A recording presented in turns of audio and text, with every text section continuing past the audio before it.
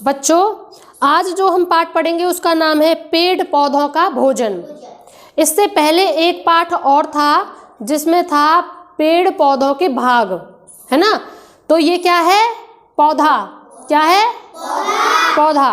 तो पहले हम एक बार जो इससे पहला पाठ था उसका एक बार देखते हैं कि सभी को याद है कि नहीं है, है ना।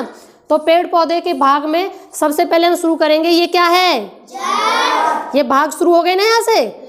अब उसके बाद जो ये दिख रहा है ये मोटा सा ऊपर जाता हुआ, ये क्या है? Very good. और उसके बाद ये निकल रही हैं ऐसे ऐसे, ये क्या है? नो, ये जो निकल रही है ये बोल रही हूँ मैं, ये टहनियाँ। टहनियाँ। और अब बताओ, ये है अब पत्तियाँ। और इसके बाद ये सफेद छोटे छोटे फूल दिख रहे हैं, तो ये हो गए फूल, है ना। तो ये भाग हो गए ना। और अगर फल वाला है तो उस पर फल होंगे। तो ये 5 भाग हमारे पौधे के हो गए। अब बात आती है कि पेड़ पौधे भोजन कैसे बनाते हैं। भाई तुमने देखा होगा कि पहले पौधा छोटा होता है फिर बड़ा हो जाता है ना। इसका मतलब वो वृद्धि तो कर रहा है। अब कोई भी वृद्धि करता है तो उसे ऊर्जा तो चाहिए। अब वो ऊर्जा उसे कहाँ से आ रही है? जब ऊर्जा हमें चाहिए होती है तो हम खाना खाते हैं, तभी तुम लोगों में ताकत आती है ना। तो ऐसे ही इनका भी अब हम देखते हैं कि ये भोजन कैसे बनाते हैं, क्योंकि इनको तो कभी तुमने जाते चलते भी नहीं देखा ना।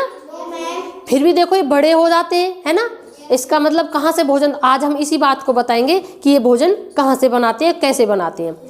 अब जो पौधा है इसके जो हरा भाग होता है पौधे का, खासकर उसका पत्तियों वाला हरे भाग में, खासकर पत्तियां, इनमें क्लोरोफिल पाया जाता है।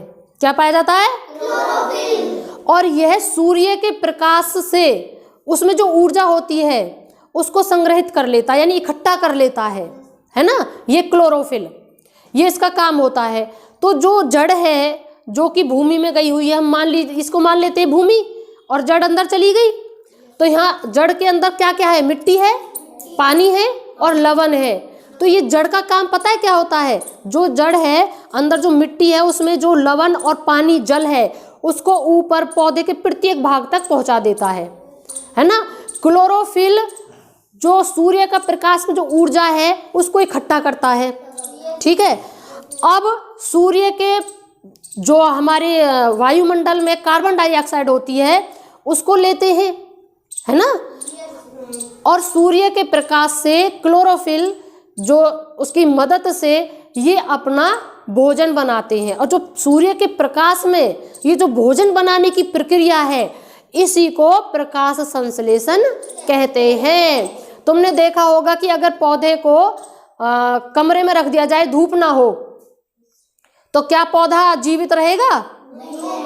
नहीं रहेगा ना।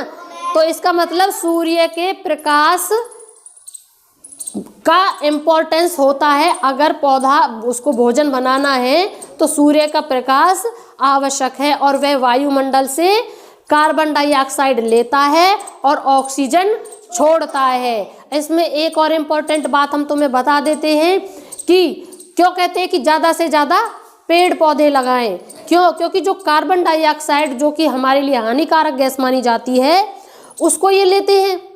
तो इसका मतलब वो हमारे उसको संतुलित करते हैं। और ऑक्सीजन हमारे लिए ज़रूरी है ना, क्योंकि हम सांस लेते हैं उसमें हमारा ऑक्सीजन ही होता है। तो इसलिए पौधे, क्योंकि इनसे हमें खाने को भी मिलता है और सांस भी मिलती है, इसलिए कहते हैं कि ज़्यादा से ज़्यादा पेड़ पौधे लगाने चाहिए। अब देखो, आज तो तुम्हें पता चल गया कि पेड़ पौधे अपना भोजन कैसे बनाते हैं, है ना। जड़ की सहायता से, पत्ती की सहायता से, सूर्य की सहायता से, इसमें जो पर्णहरित क्लोरोफिल पाया जाता है उसकी मदद से मिलकर पौधा अपना भोजन बनाता है, ठीक है।